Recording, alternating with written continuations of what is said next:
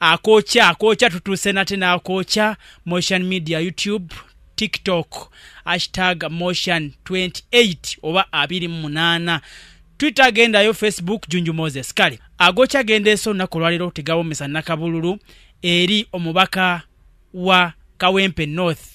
Oyo simulala ye Muhammad Sejirinya nabalaga emboozi yasembayo ng'ava mu ggwanga lya Netherlands okufuna obujjanjabi. Ne bangamba tugenda kola spinal cord check up tulabe eryetya naye ne bangamba nti ate erimu erina virus uganda tuuse era singa nabadde Uganda nga gye bankeberera n'ekitanda nandibuuseeko n'entambula nengenda nti bano bangamba si bituufu kubanga buli budde baleeta ekirwadde kosa skin cancer. Kooti nemukkiriza ng'ennaku z'omwezi 10 omwezi gw'ekkumi yali alina okuddayo mu ggwanga erya Netherlands afune obujjanjabi.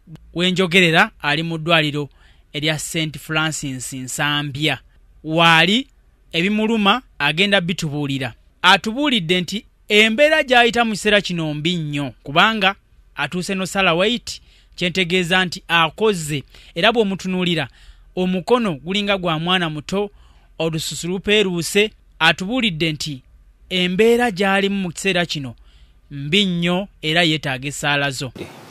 Tasobola kusiibula mu ddwaliro nga tuteredde naye ekiri obulwadde ne buddamu ne bunzingako, so ekyamazima obulwadde bwo buneezinzeeko kubanga emabega awo wonna nze gwe natandikira ne sitwago nze nga sirwalalwala naye kati natuuka mu mbeera nga ndwala ebirwadde ne bitandika okujja n'endowooza oba effects za tiyagaasi bwe twayitangamu olutatya n'endowooza oba ki ninginza okulaba ng'embeera egayagaya bugayagaya buli budde, embeera eyongera kutabuka buli budde, embeera eyongera kwonooneka buli budde, nga embeera naawo nembanga atamanyi bigenda mu maaso ate mayindi neddabuzi, so y'embeera eyo.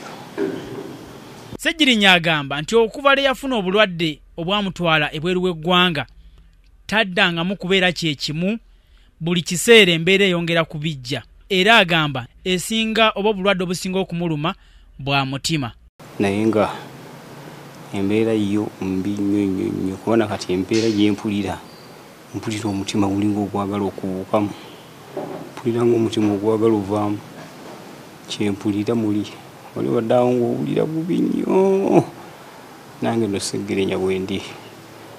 Olwekyo yembeera eyo gyempitamu etali nnyangu ate abamu ne babisaagiramu wakati nali sifaanana bwe nti neraba akakono kalinga ka mwana muto kalinga ka bebi ne musajja nga munene nga neeyinza nga wemanyi nekyentegese poliisi nejja okuntaataaganya nga newe gye bamisinde enjidduka kati obudde buno nze mpanika emikono timunnaye sina gyendaga olw'amaanyi okubeera nga gagenze gannyenga olw'obulwadde obunumi. Naye nebaza Parliament eyimiridde nange mu mbeera eno, nebaza famire yange eyimiridde nange mu mbeera eno ey'obulwadde, n'abalonzi bange aba Kawempe North bo bagumu nti owaffe waddira watukiikiririra kubanga obukozi bwange babulabako ku bwa Lord Councillor ne babulabako ne ku bw'MP banga awo nga tebannankwata, sooka embeera yonna okuva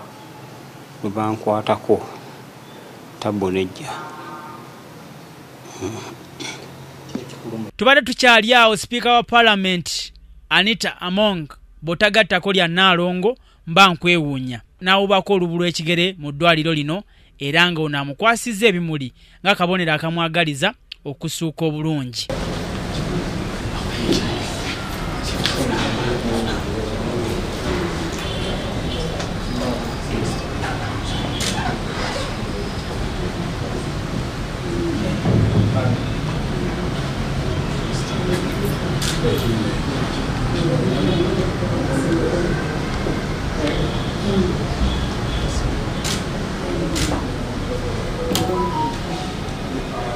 Mukwogerako naye atugambye nti omubaka baakumuyimirirawo mu mbeera yonna ey'ebyensimbi okulaba ng'afuna obujjanjabi.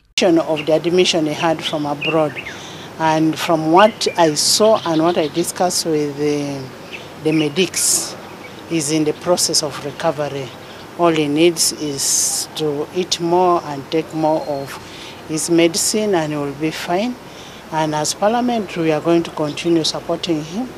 We'll be checking on him because he also needs the psychological support that we need to give him. We'll give him all the support that he needs for him to be out of that hospital and get back to his work as a legislator and represent his people.